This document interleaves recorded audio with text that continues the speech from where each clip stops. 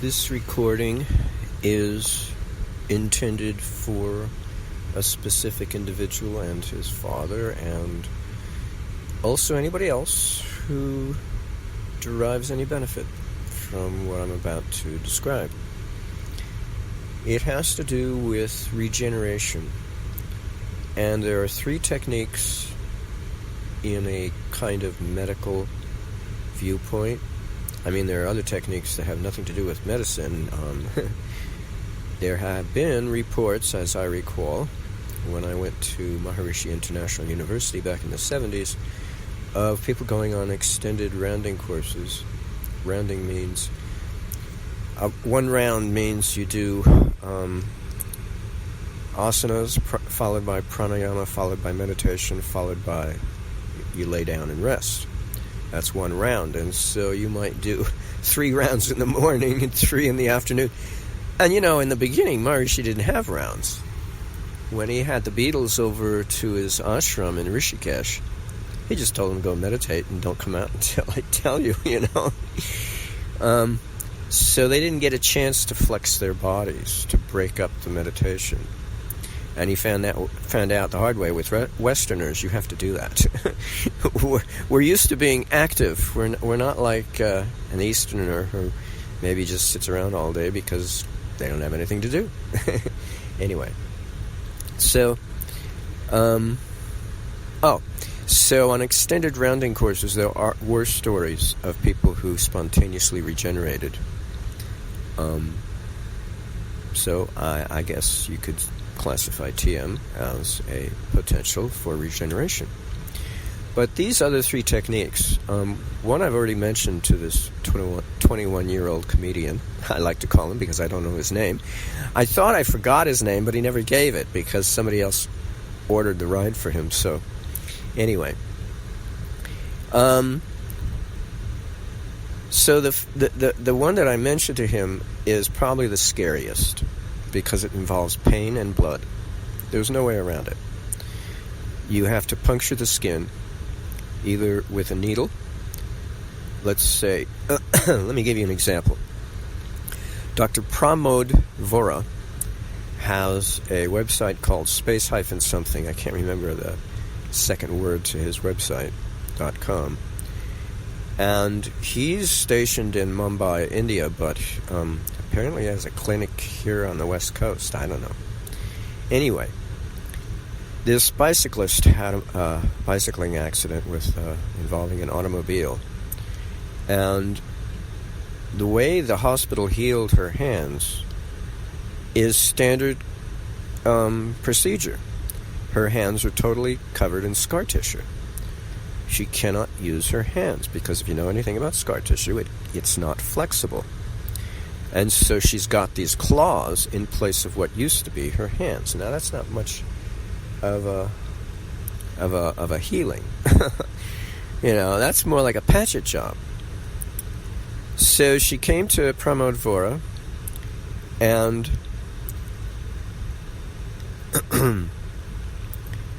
and he pricked her scar tissue in various places, kind of like polka dot style, with a needle to draw blood. Just a drop. He didn't puncture or sever any veins or arteries. He just wanted a drop of blood.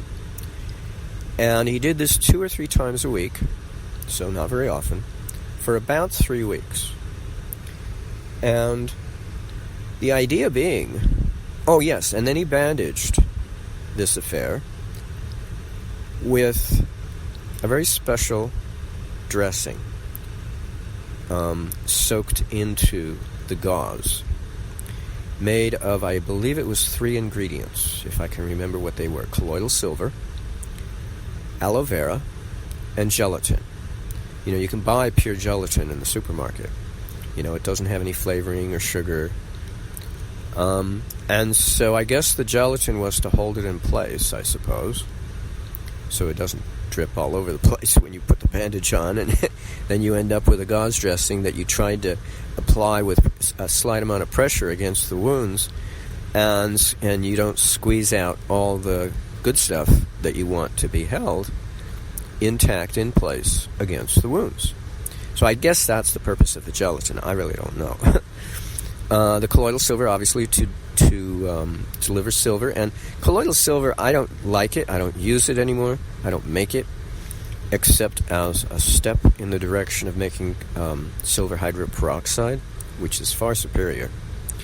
So me personally, I would use silver hydroperoxide, but silver hydroperoxide is a very weak bonded compound, bonding hydrogen peroxide with silver, and the hydrogen peroxide loses one hydrogen atom, and in its place is the silver. But it's very unstable. I mean, if you drink it, shoot it up your colon, it's going to fall apart immediately and create gas.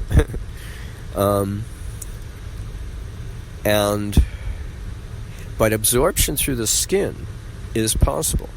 I used to take baths in it because I made it in vast quantity, and it regenerated my body, something ridiculous. It was really far out. Unfortunately, I became intolerant of the people around me. I fell into a rage, actually. I couldn't believe the stupidity of the people, how poorly they took care of their bodies. So I had to stop, because I had to live with people. That's unfortunate. If I was a hermit, I'd immediately go back to it. And if I had well water, because you really can't have any chemicals, man-made chemicals, in there to compete with the silver hydroperoxide. But once I posted my data of learning how to make it, I learned about it from reading the patents on the silversolutionusa.com website. They like to boast they have a few patents. And I can't afford their silver tetraoxide. Maybe it's good stuff. I don't know. But I had to come up with my own method that was cost-effective. And the equipment investment was not bad. It was probably a little over $1,000, sum total. Let's see, where was I? But since I posted the data, and that was back in 2017, I think it was, 16, 17. Now, at that time, only one other person on the internet was talking about silver hydroperoxide, how much better it is than colloidal silver. Just one, and me, too. Now you can buy it from from India Mart. Numerous companies are competing for your dollars to purchase the stuff. And they have different formats, they have other things added to it for different purposes. But the truth of the matter is, you don't have to make it yourself anymore. You can buy it by the keg, multiple kilograms, or what do they call it, kiloliters of this stuff. By the drum, if you like, and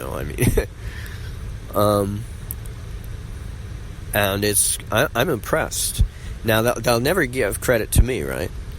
They give credit to their Indian culture is very traditional, very conventional, that they make use of silver in their Ayurveda. And that's probably true. So it's not important that I get any credit. And maybe they didn't know about me. Maybe something happened to the consciousness of this planet and they just woke up because I was using it. Living in a Stapachaved building, which might have had some impact, or maybe the fact that I was living in a building associated with the TM movement, they didn't want to go there. Who knows the reason? Fact of the matter is, now you can buy the stuff. You don't have to make it yourself. So no excuses. Laziness. If you got the bucks, why invest it in equipment, doing a procedure you've never done before? And it takes precision.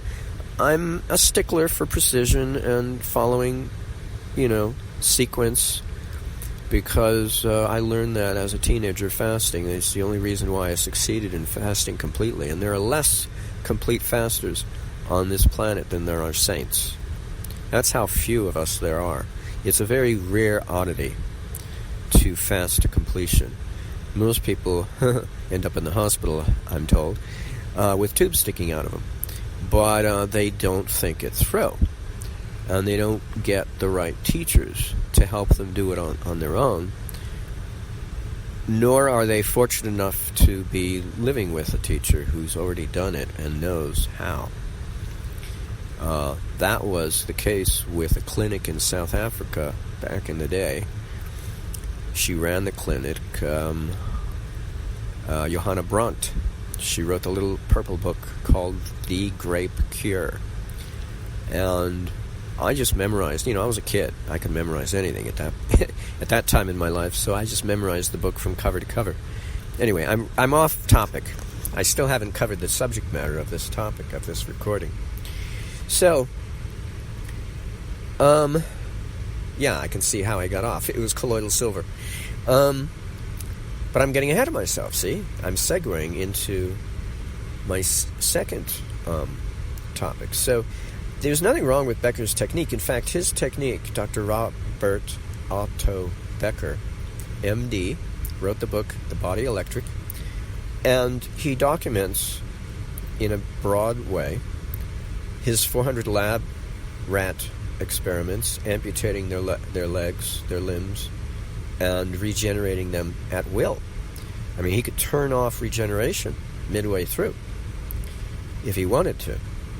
And he was still using electricity, so that's why he was able to turn it off. Otherwise, if you don't use electricity, the body generates the correct voltages for regeneration, and it just keeps going once you get it started. And that was Pramod Vohra's experience. So Pramod Vohra, with his technique, once the regeneration happened after about 3 weeks of pricking the patient's hands all over to create a a polka dot arrangement of blood coming out, he didn't have to do that anymore.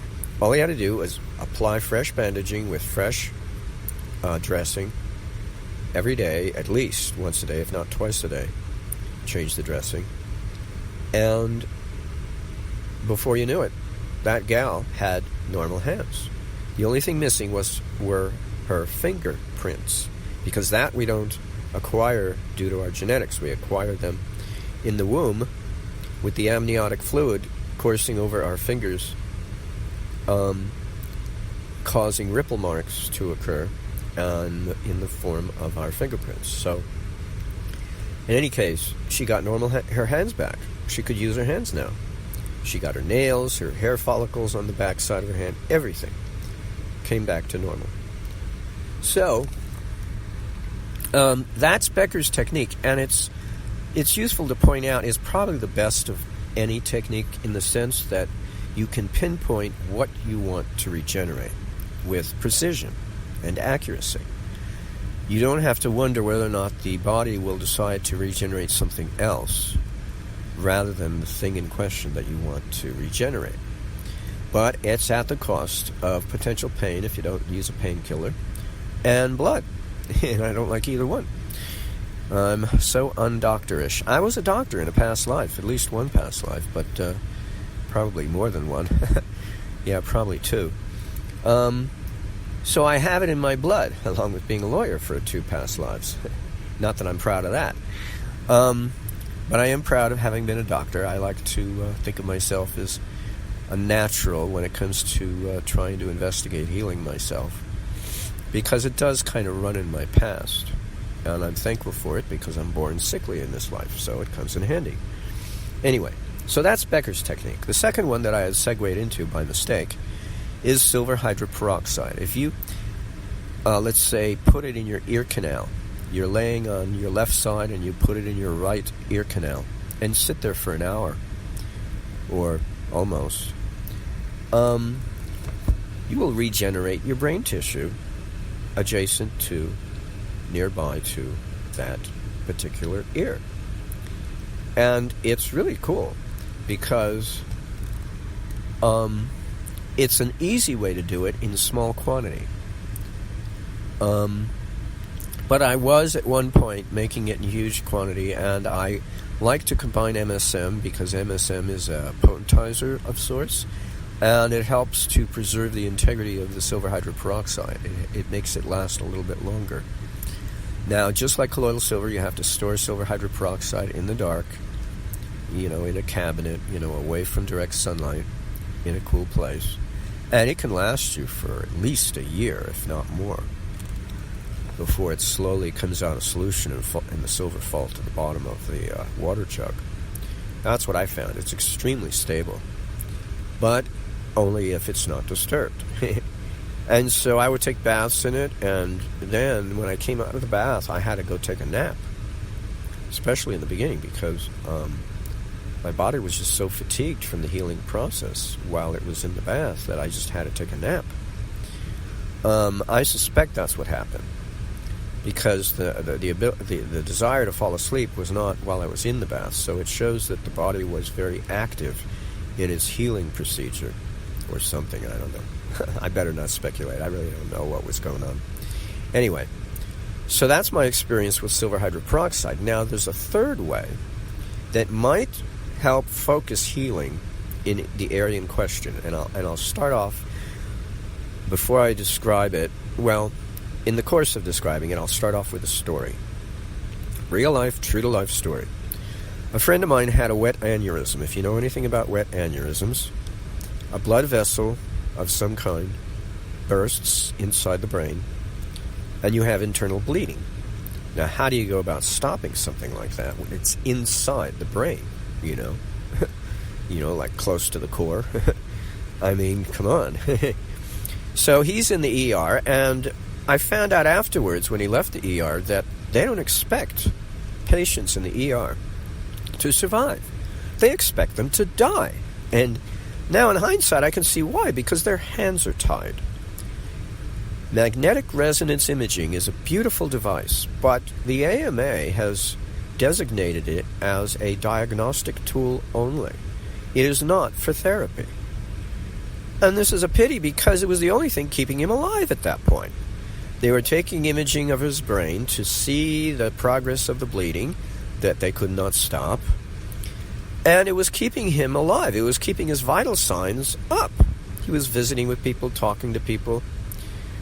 But the minute they found a metal pin in his arm from a accident he had a few years back, rollerblading, skateboarding, trying to learn how to skateboard without a helmet or anything, pads or anything, he leaned on his arm when he fell to the ground and broke his forearm, I believe it was, or his wrist. Might have been his wrist, I can't remember. It might have been the forearm.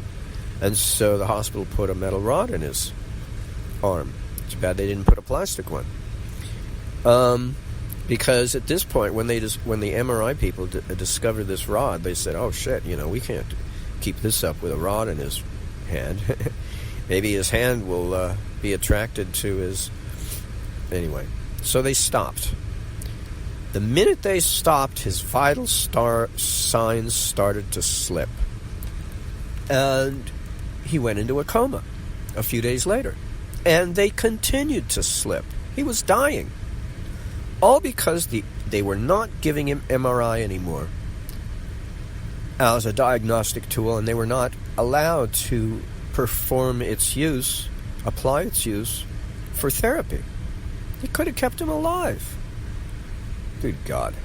I'm telling you, I'm sick of the medical establishment, because the AMA is not a scientific body. They are affiliated with government, unfortunately. They have ties with government, which makes them all powerful, and then everybody thinks they're a scientific body because of the power they wield. But they are not a scientific body. They are a workers' union whose members are the doctors, whose ass they want to protect and foster and improve their income stream so they can retire early onto the golf course. They don't care about us, the AMA. They care about their members. And they will do whatever's best for their members, whatever they can get away with. And we're so screwed, we're ignorant. We have no idea how we're being screwed because we think they're a scientific body. No way. They are a workers' union only. That's as far as it goes. And they make policy for how the medical establishment performs its service because they are a governmental body. That's what happens when you get a cartel between a commercial interest And government. That's what you call... it starts with an F. It's what the Nazis are called. Fascist. That's what you call a fascist form of government. But, see, our government is not fascist. It's a plug-in variety. You can plug in anything you like. You can plug in communism, socialism, and we have it. It's sequestered. You won't find out about it, but it's all there. Every form of government you can imagine is plugged into ours, because ours caters to everyone who's got the bucks to talk and the influence already, and they want some more power. Anyway, enough about them. So this story, okay. So I brought him back to life.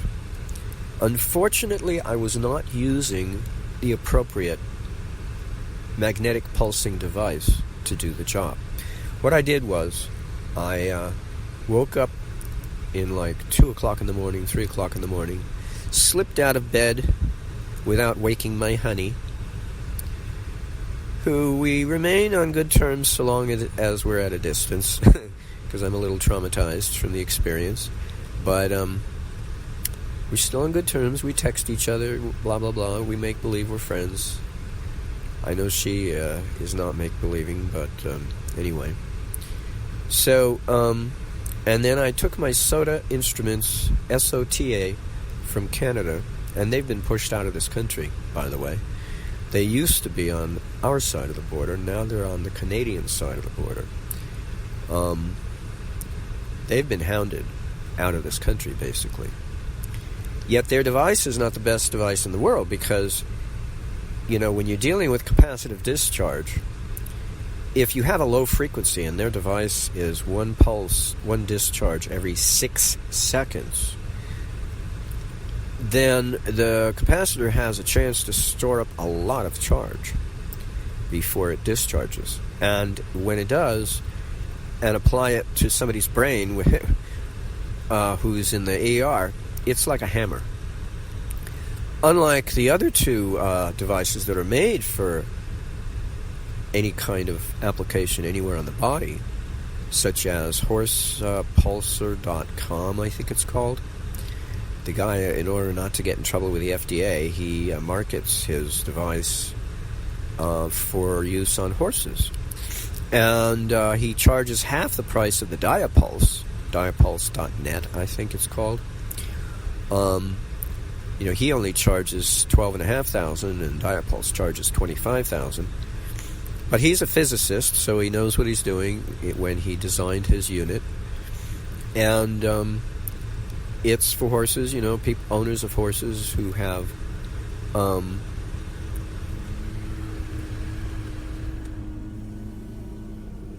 good grief. Who have lots of money to spend on their horses, their thoroughbreds and whatnot, for injuries, healing injuries.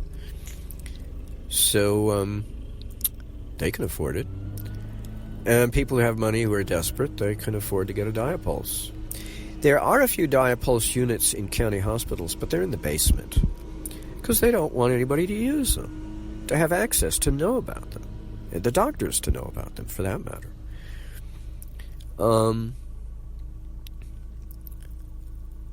So you really have to buy it for your own use. You can't expect to go to some hospital and expect them to have, even though insurance will pay for it. If you've got Medi-Cal Part A or B or both, your treatments will be covered, but that's if they make it available for your use, even though they've got it in their hospital.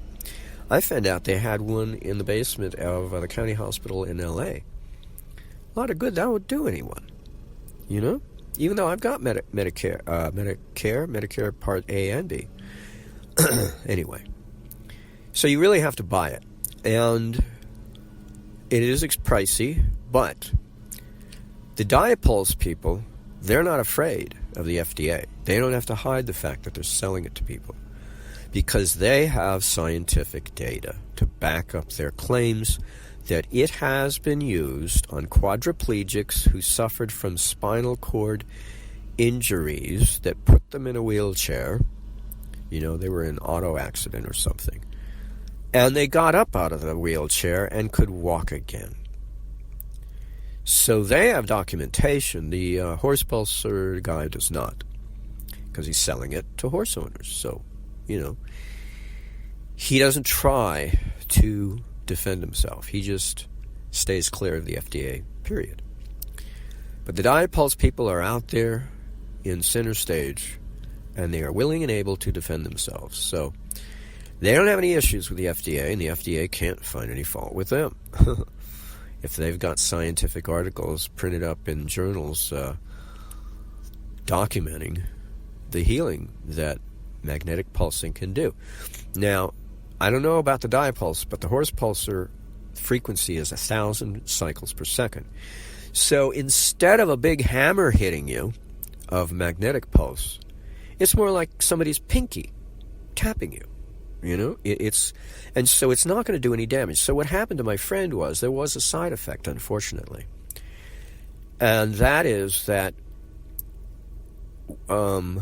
he immediately had to go into surgery to remove a section of his skull, because the cerebrospinal fluid surrounding the spinal cord and the brain is kind of like inside a sort of amniotic sac. And so they removed the skull, and so the sac could expand out through the hole in the skull, and it looked kind of weird seeing him like that, to relieve the pressure on his brain. Once the pressure went down, he still kept his vital signs. He stayed alive. I brought the guy back to life. He left a comatose state, and they put the section of skull back, and they took him out of ER, and they put him in a room, and I went to visit him. And because I don't think he was conscious at the time that they did that surgery. He might have been sleeping or something. But I met him, he was awake, and first thing he said, "What happened?" I told him what I did. And then the next words out of his mouth were very curious. "Thank you very much. Don't ever do that again." Wow. Is that a thank you, or is that something else? I don't know. How do you thank somebody and then criticize them at the same time? I don't know. Anyway, because he believes in the medical establishment, just like my mom. 100%. And so they don't want to create any animosity between themselves and the medical establishment. Well, he was incapable. He chose to be incapable of taking care of himself. That's why he got the aneurysm in the first place. And, all of us well-meaning friends and associates of his tried to warn him, and, no, blah, blah, blah, blah, blah. Nothing but hogwash came out of his mouth. He was going to spend his good karma until it was spent, and that's exactly what happened. People like that think of the doctor profession as a privilege in our society, such that you need not take care of yourself, go to the doctor. Just like you need not take care of your car, go to the car mechanic. And if he can't take care of it, he'll refer you to somebody else, just like the doctor. Well, I have a certain pride, probably because of my past lives, in which I take care of myself first, and only if I want a doctor to diagnose me, not treat me, only then will I go see him. Because 20 years ago, I was poisoned with antifreeze, and I did apricot kernels for 2 years before I went to see an oncologist, and only then. And I was in better shape. I was dying 2 years prior. Then, at least, I was keeping myself alive, although the apricot kernels were not working, but so well. They only worked when I was on a raw food diet. The minute I went to cooked food, my candida came back, and that released the poison prematurely, and I was poisoning myself. But that's a problem when you have candida in your gut. You cannot use apricot kernels. And a lot of us do have candida in our gut. And we're told, oh, don't eat too many. Well, that's a bunch of bullshit. If you have candida in your gut, you shouldn't be eating any. It has nothing to do with quantity being, paucity being safer. You just shouldn't be using it. Now, if you sleep in a freezing cold room at night, with fresh air coming in, you might be able to get away with a cooked food diet and candida in your gut, because candida flourishes at night when we sleep. But that's because most of us sleep with the windows closed. I met a family who kept the windows open. I don't know if it was all day, but at least it was all night. It was freezing as hell in there. I couldn't believe anybody sleeping like that with all the windows in their home open, wide open. But it suppresses candida in the gut. Anyway, so he looked at my blood under the microscope after he examined the blood panel, the blood test. And he said, "Oh, you're borderline at risk." Borderline at risk. How nice. Thank you very much. After 2 years of self-treating myself. Anyway. So, how did I get off on this? Magnetic pulsing. Well, so it is possible that I think with a combination of silver hydroperoxide absorbed through the skin in vast quantity, to saturate the body with silver hydroperoxide, and then magnetic pulsing at 1,000 cycles per second, thereabouts, it may be possible to heal just about anything. Because the silver will stimulate production of stem cells like crazy, just like when we were younger than 10 years of age, no more than 10. Because prior to reaching the age of 10, our body was full of stem cells. After age of 10, it starts slipping for the rest of our lives, and that's why we get old. It's not the telomeres at the end of the DNA, it's the damn lack of stem cells. We had a humongous amount of stem cells while we were a fetus in our mother's tummy because we needed them.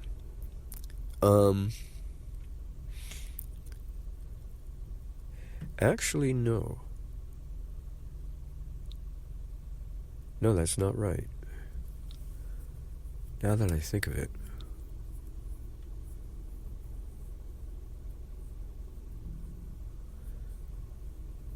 No, because that section of our DNA was awake.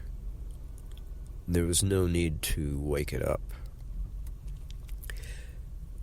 And so we were already creating stem cells by default condition just because of conception having that impact. Okay. Solves that riddle. But once we were born, we retained that high quantity of stem cells up until the age of 10, and then it just goes out the window. It's interesting, in Vedic tradition, they don't teach they don't teach meditation to a young boy.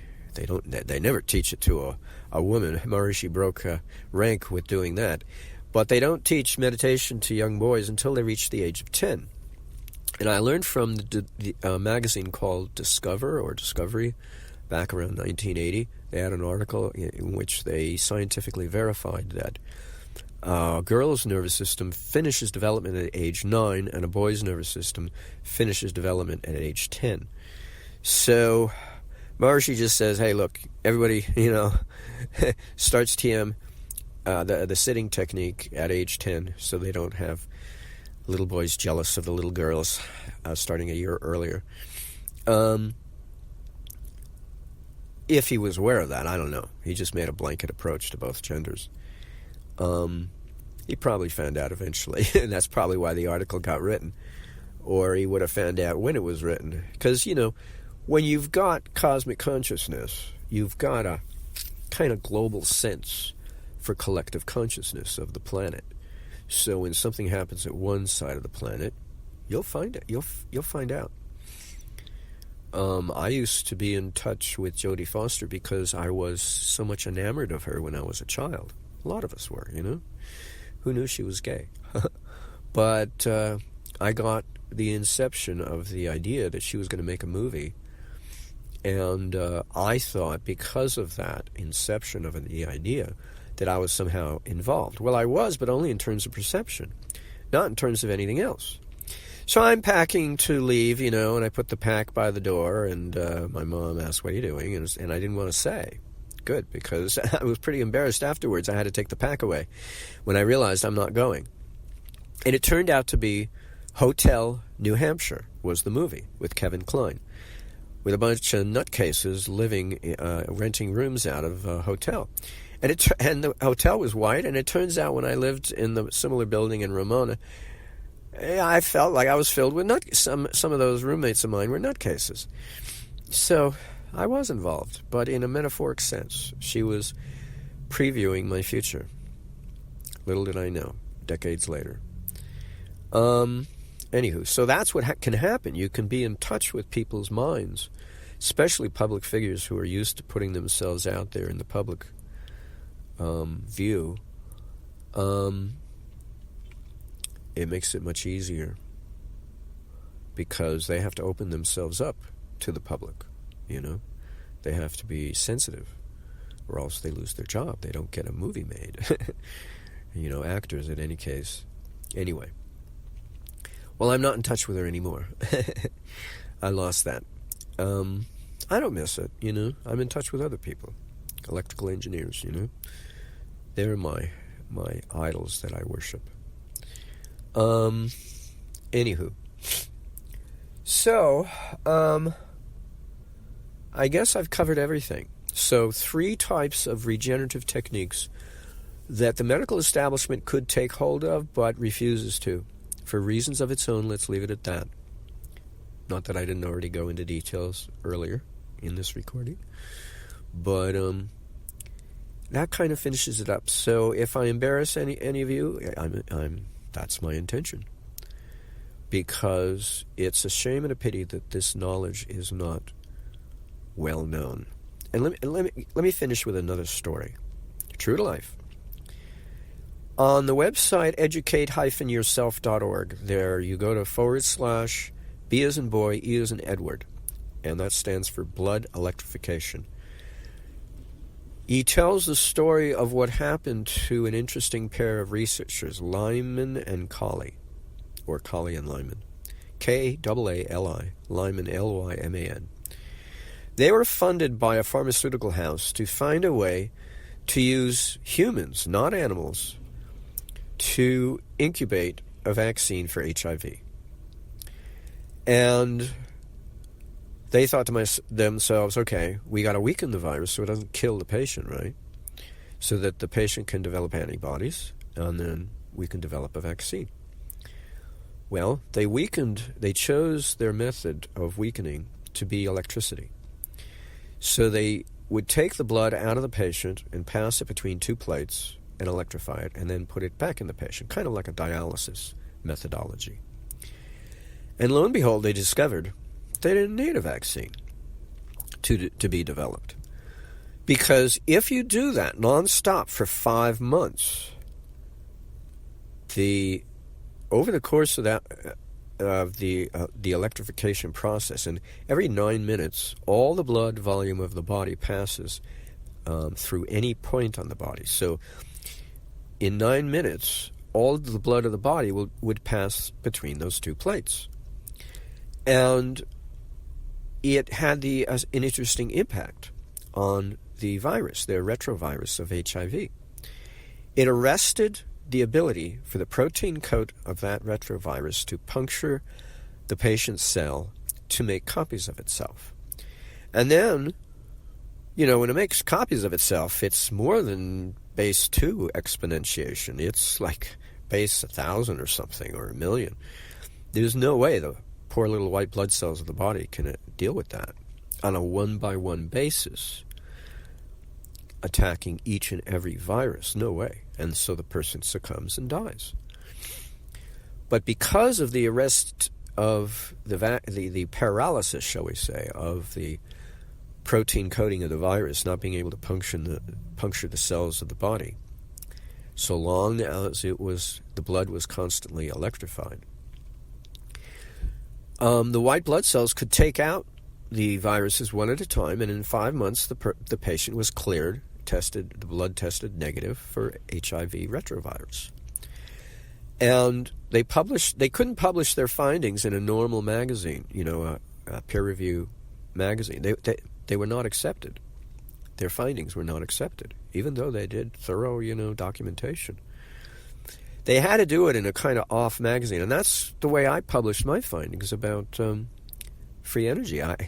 As luck would have it, I got offered to publish, to present my findings at a database conference of all things.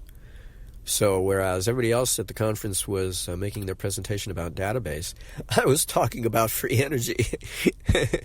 That is the only way it could work.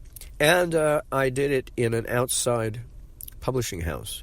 I didn't have to, they're competing for the dollars. The United States publishing house will charge you $3,000-$4,000 to publish a peer review in one of their electrical engineering magazines, journals. But this outside venue only charged me $250, and they liked it so much they said, "Can you write up rework your article? Don't say anything new. Just rework it, and we'll publish it again for free." So the first one, the presentation they put on YouTube, but as part of their their playlist for the various presentations. I was the last one of the weekend. I think I was the last one. I was the penultimate one. But then we were, expected to write up something, obviously, and so mine got published in the electrical engineering section of their journal, not in the computer database section, and my extended reworking got published in the physics because I had decided they offered me, we'll publish it either the physics or the electrical engineering, because I was kind of mixing both in my first article, but I gave it a physics slant right off the bat in my extended version, and so they published it in their physics section. You won't find its DOI number at the DOI.org website, though. You won't find it. It has a DOI number, but it's not listed, and you can guess all you like to and speculate. I have no clue why that is. I never contacted them. Maybe I should. But I'm of the ilk that I don't bother, because I'm used to this sort of thing. I've been locked out of so many forums and my accounts canceled and message threads terminated so many times. It's like I don't even bother to fight stuff like that. I mean, if they want to come out and argue, debate, fine. I'll take them on any day of the week. And the most they can hope for is a draw, like tic-tac-toe, because they won't win. No matter how hard they try, because now I know all their arguments. I've learned them by putting myself out there on forums who have the position that is conventional, because I want to learn their point of view. I want to learn their arguments and figure out why they're wrong, if they are wrong, or learn something from them. Either way, I come out ahead. I grow. And that's what I've done. And it was stressful when I did it, but I knew I had to. I got a training you won't get under formal training, because I got both sides. I got my side that I was learning on my own, and the opposition side, the conventional wisdom of electrodynamics and physics, for that matter.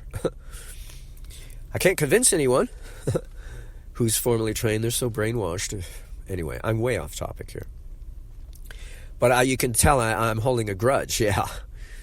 I'm like a lone wolf howling at the wind, because that's all I'm howling at. It's just a wind. A lot of hot air. Of lies. Anyway. Or ignorance, either one. Well, that has nothing to do with regeneration. But it's a kind of indicative of what goes on in our society. It's really pandemic. Lies, ignorance, misrepresentation. I mean, it's really pandemic. I mean, I could go on and on about all the lies I've learned about, because I'm an activist since the age of 15. I'm a research person since the age of 4. So, I started studying people right away. Their psychology, how they abuse the language to abuse one another mentally through their abuse of the language, and speech, the power of speech. I mean, it's remarkable what I learned from my own family right away. And it appalled me that I was born in such a universe that, I felt that there's no need for us to compete for limited jobs if we stopped taking the same job as everyone else. But if we picked something that needed improvement, something in society that nobody else has touched, and work at improving it, well, no one's going to pay you, right? So we have to live in a Star Trek universe in which money doesn't mean anything anymore, and we're all out looking out for each other's common good. Because only under those situation would you bother to do what I'm describing. So you can tell my mind is not in the present tense, and that's why I'm considered loco en la cabeza, because I'm just too far ahead of everyone. I could care less about money. What I care about is the shortcomings in society, and that's why I rant the way I do. Because I care about everyone suffering due to ignorance and lies. Both. It's really a shame and a pity, but we feed it, we maintain it by going after the same job. We compete for limited dollars from limited jobs instead of going and picking something that nobody else has picked and try to make improvements. Learn about it, get to the bottom of it, and then make improvements. But nobody really thinks that way. I guess nobody has the creative motivation to think that way. But that's the way I think. I've been thinking that way since the age of 4, and I'm not about to stop because it means too much to me. There's so many things. We have enough shortcomings globally to keep everyone busy working at something different to improve upon it, and still have problems and shortcomings left over to spare. And that is not a stretch of the imagination. Yet we don't do that.